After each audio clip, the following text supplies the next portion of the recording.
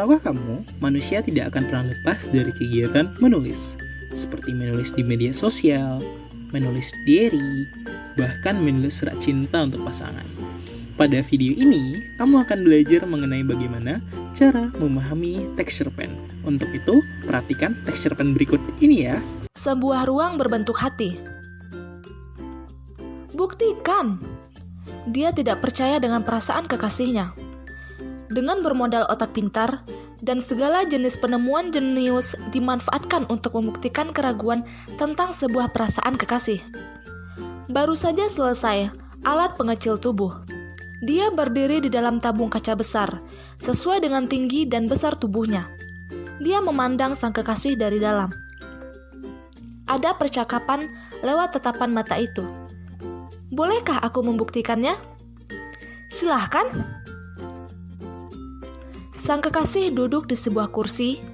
Ia menurut saja saat asisten dari kekasihnya yang berada di dalam tabung memasang sabuk yang mengikat tubuh.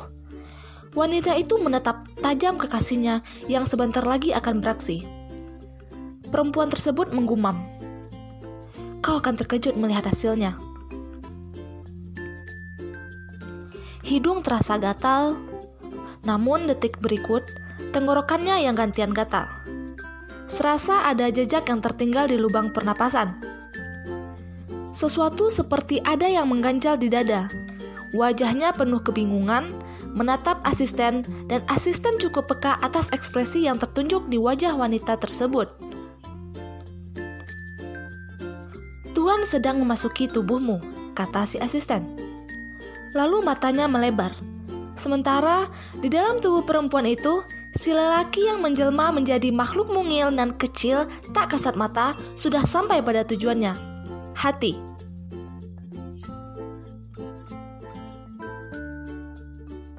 Hati. Warnanya merah hati, bertekstur lembut.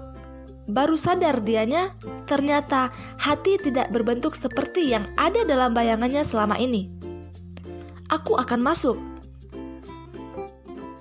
Pintu didorong, terbuka, dan tampaklah banyak pintu di balik satu pintu. Ruangannya besar.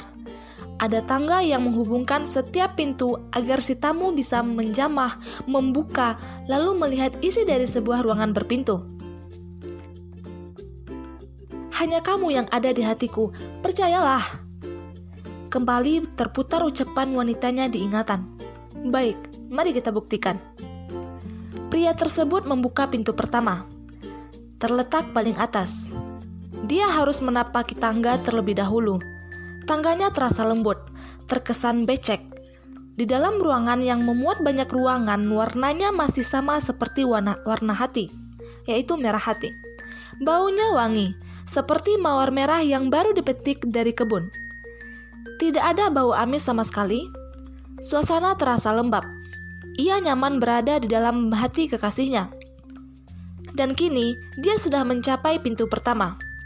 Anak tangga yang ditapaki termasuk banyak. Lelah? Tidak. Semangatnya begitu membara. Bunyi decit pintu mengalun. Ia terkekeh. Apa pintunya kekurangan oli? Kosong. Pada pintu pertama, tidak ada orang sama sekali. Cuma warna merah hati yang ditemukan. Kepalanya digaruk. Namun, setelah berpikir sebentar, ia cukup paham dengan kekosongan ini. Dan ia pun tahu, kekasihnya ini memang sangat agamis. Pantas, bila di pintu pertama sosok tersebut tak terlihat ada apa-apa, tapi ia yakin, di pintu pertama ini ada isinya. Kemudian, dia bergegas menuju pintu kedua. Matanya tertutup rapat. Takut akan kenyataan yang bisa saja disakiti hatinya. Terkejut kecil. Senyumnya tersungging manis. Meski kekecewaan hampir perasaan, beberapa orang huni ruang kedua hati kekasihnya. Adalah satu pria tua, satu wanita tua, seorang wanita kecil, keluarga. Dia menuju pintu ketiga. Ia menebak, isi dari ruangan ini adalah, bukan dirinya. Dan benar, bukan dirinya. Tapi, dia ingin tertawa.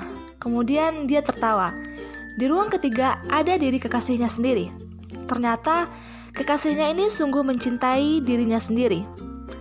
Baik, setelah ini, jika bukan dirinya di pintu keempat, ia akan menuntut. Pintu keempat terbuka, berisi seorang lelaki yang memiliki paras yang sama dengannya. Wajah sama, tubuh sama, lega. "Hai," menyapa lelaki di dalam ruangan keempat. Lelaki tersebut tidak menyahut. Tatapannya kosong, seolah dia hanya seorang patung. Setidaknya, sama dengan orang-orang yang ia temui di pintu kedua dan ketiga. Seolah tidak menyadari kehadiran orang yang sedang bertamu.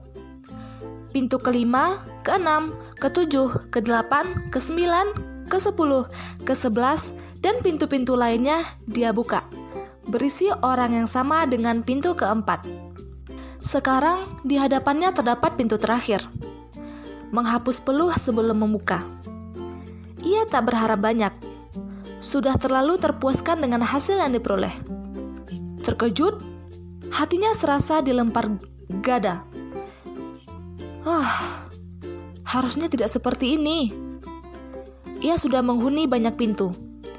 Tapi, melihat lelaki lain huni ruang terakhir hati kekasihnya, ada sisi hati yang meletupkan api. "Apain lo di sini?" Namun, percuma berteriak sekeras apa. Si penghuni yang diketahui mantan kekasih wanitanya tidak tahu kehadiran ia.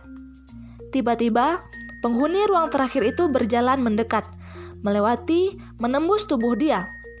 Dia mengikuti gerak mantan kekasih wanitanya yang keluar dari ruangan, kemudian menghilang, dan muncul sosok mirip ia, masuki ruangan terakhir itu. Tertawa kecil dan tersipu. Ini rekor. Kemarahan menguasai dia sebentar ini. Menghela napas lega.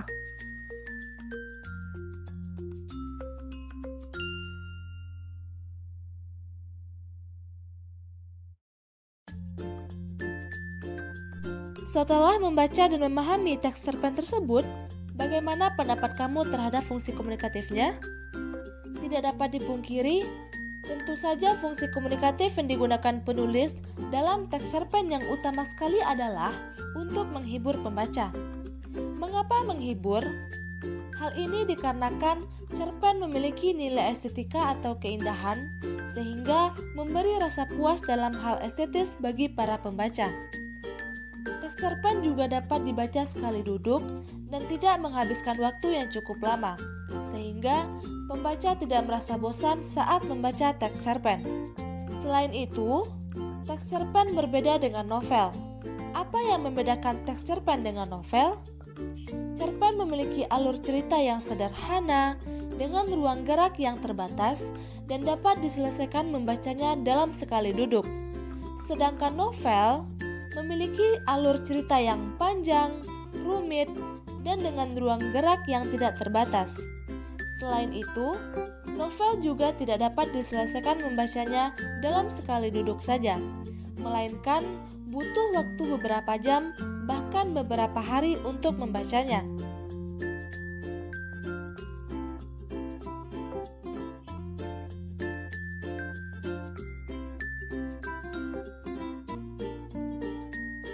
Setelah membahas mengenai fungsi komunikatif teks cerpen, selanjutnya kita akan membahas mengenai di mana lokasi sosialnya. Sebelum itu, pernahkah kamu membaca teks-teks lain yang serupa dengan teks tersebut, yang mana teks tersebut bertemakan romantis, seperti Kado Istimewa karya Jujur Prananto, Lelaki Sejati karya Putu Wijaya, dan sebagainya? Apakah kamu tahu di mana saja teks-teks cerpen tersebut dapat ditemui? Teks-teks seperti itu dapat ditemukan di buku ajar ilmiah, koran, situs artikel, artikel ilmiah, makalah, dan lain sebagainya. Tempat di mana teks cerpen itu ditemukan, di sanalah lokasi sosial dari teks cerpen tersebut. Teks cerpen yang kita ketahui selama ini dan yang kita pelajari dapat ditemukan di berbagai media yang ada di sekitar kita.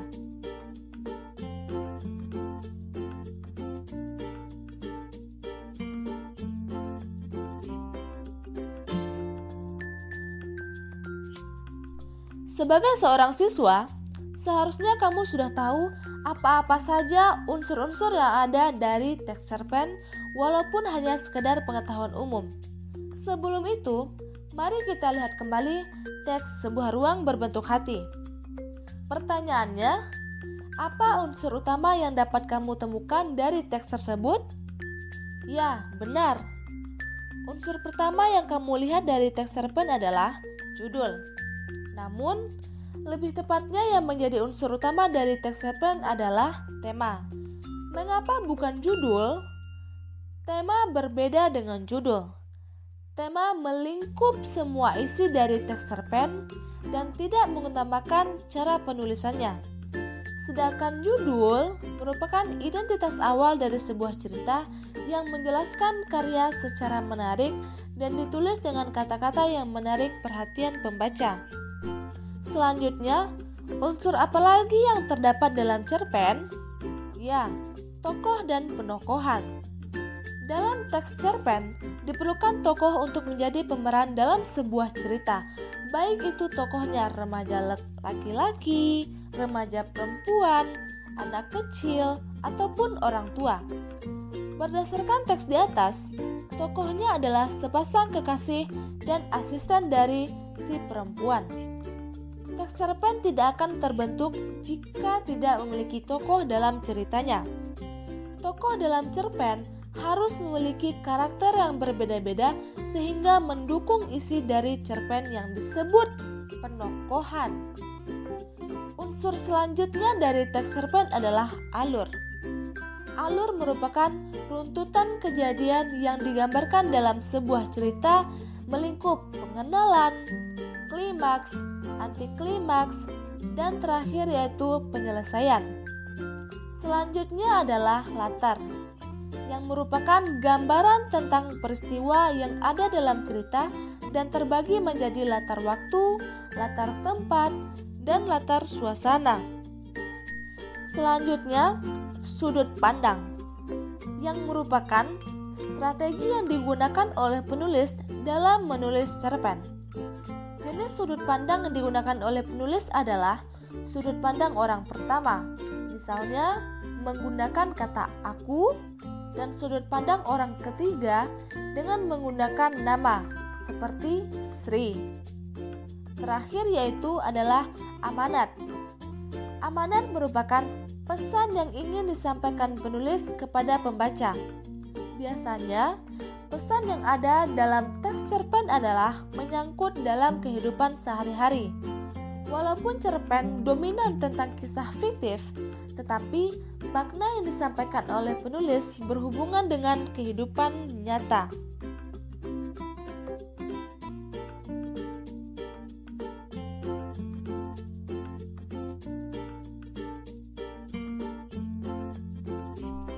Hal yang perlu kamu ketahui bahwa setiap teks memiliki struktur generik. Setiap objek yang dapat diamati oleh indera memiliki struktur generik. Misalnya, seekor kucing saat diamati memiliki kepala, mata, hidung, telinga, bulu, kaki, dan ekor. Itu disebut struktur generik kucing. Jadi, struktur generik adalah rangkaian yang dapat diamati oleh seseorang. Berdasarkan konsep di atas, kita lihat kembali teks sebuah ruang berbentuk hati. Apa yang Ananda lihat? Ya, dapat dilihat pada teks tersebut terdapat judul, paragraf yang berisi beberapa kalimat dan kata. Terdapat juga tanda baca. Judul merupakan struktur umum yang dapat diamati oleh pembaca pertama kali. Selanjutnya, struktur dari teks tersebut yaitu paragraf-paragraf yang berisi ide-ide dari teks di atas. Setiap paragraf yang ada pada teks tersebut memiliki ide utama dan terdapat alur yang beruntun untuk menjadikan sebuah cerita berhubungan satu sama lainnya. Pada paragraf pertama, ide utamanya adalah keraguan seorang kekasih kepada pasangannya sehingga membuatnya melakukan hal di luar dugaan. Maksudnya apa? Inilah yang merupakan orientasi. Apa itu orientasi? Orientasi adalah pengenalan dari sebuah cerita yang nantinya akan dijabarkan pada paragraf-paragraf selanjutnya, yang mana sesuai dengan teks tersebut, pada paragraf pertama ditunjukkan keraguan seorang kekasih dengan pasangannya sehingga ia melakukan eksperimen di luar nalar, yaitu dengan menciptakan alat agar ia bisa masuk ke dalam tubuh kekasihnya dan menelusuri isi hatinya. Pada paragraf pertama, terdapat ide utama yang terletak pada kalimat pertama. Namun, tidak selalu seperti itu. Untuk penjabaran selanjutnya, biasanya dalam cerpen, ide utama terdapat pada kalimat tengah dan terakhir. Karena pada kalimat awal, penulis mengajak pembaca untuk ikut berada pada posisi dalam cerita. Jadi, untuk ide utamanya diletakkan di akhir kalimat. Untuk paragraf selanjutnya, ide utama dari beberapa paragraf menunjukkan masalah dari cerita yang biasa disebut komplikasi masalah. Setelah orientasi, struktur selanjutnya dari teks cerpen adalah komplikasi yang menjadikan kedudukan beberapa paragraf itu sama. Setelah komplikasi, apa struktur dari teks cerpen selanjutnya? Ya, benar, konflik. Konflik merupakan struktur setelah komplikasi. Konflik adalah penjabaran dari masalah yang sudah ditunjukkan pada bagian komplikasi. Dengan munculnya konflik, masalah dari cerita akan menimbulkan masalah-masalah selanjutnya. Seperti pada kalimat, Tuan sedang memasuki tubuhmu. Pada kalimat tersebut, jelas merupakan awal dari masalah yang mana pria tersebut masuk ke dalam tubuh kekasihnya untuk menelusuri isi hati dari si perempuan. Awal dari masalah ini akan memunculkan dari konflik yang memuncak. Memuncaknya konflik tersebut dapat ditunjukkan pada kalimat, ia sudah menghuni banyak pintu. Namun, ia melihat lelaki lain dihuni pada ruang terakhir bagian hati kekasihnya. Ada sisi hati yang meletupkan api. Kalimat tersebut menciptakan gejolak dari sang lelaki dan kecewa.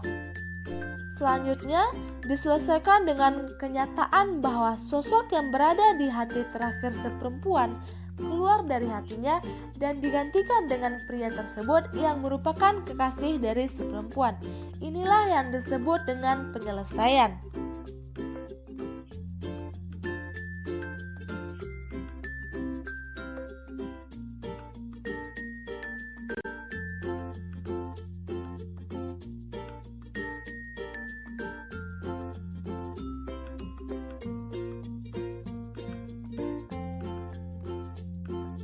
Penggunaan bahasa merupakan cara yang digunakan penulis dalam mengungkapkan ide berita. Hal tersebut mulai dari penggunaan lambang-lambang bunyi, ejaan yang disempurnakan, keefektifan kalimat, penggunaan tanda baca seperti titik, koma, tanda kutip, dan lain sebagainya. Penggunaan bahasa ditentukan sesuai dengan pemahaman penulis terhadap teks. Selanjutnya, yang harus diperhatikan dalam teks cerpen di atas adalah kosakata. Kosakata yang dimaksud adalah penggunaan bahasa Indonesia baku. Dalam teks apapun, penulis harus memperhatikan kosakatanya. Jika tidak, penulis bisa dikatakan belum menjadi penulis yang baik karena tidak mampu menguasai kosakata dengan baik. Pada teks ada ruang berbentuk hati di atas, terdapat kosakata non-bahasa Indonesia, yaitu jenius. Ini merupakan kosakata bahasa Inggris yang ditulis dengan cetak miring. Selain pemilihan kosakata, penggunaan kalimat pada teks juga perlu kita perhatikan bersama.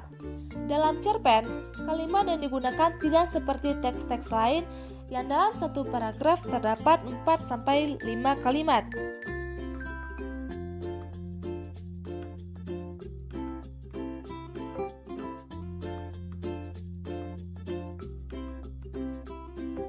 Memahami teks cerpen melalui aktivitas membaca disebut membaca pemahaman. Karena materi ajar ditulis dan dicetak, lalu dibaca oleh siswa, sehingga apapun teks yang ada di dalam materi ajar hanya dibaca oleh siswa melalui pemahamannya. Namun, Seseorang bisa saja tidak bisa memahami suatu teks dengan membaca, melainkan dengan menyimak. Jadi, hal-hal yang dapat dilakukan yaitu, yang pertama adalah simak dan catat judul teks. Yang kedua, rumuskan dan catat dengan cepat ide-ide pokok setiap paragraf. Yang ketiga yaitu, setelah selesai menyimak, membaca, dan lengkapi catatan kamu tentang ide-ide pokok tersebut. Yang keempat yaitu pahami dengan tepat, dan yang terakhir adalah simpulkan.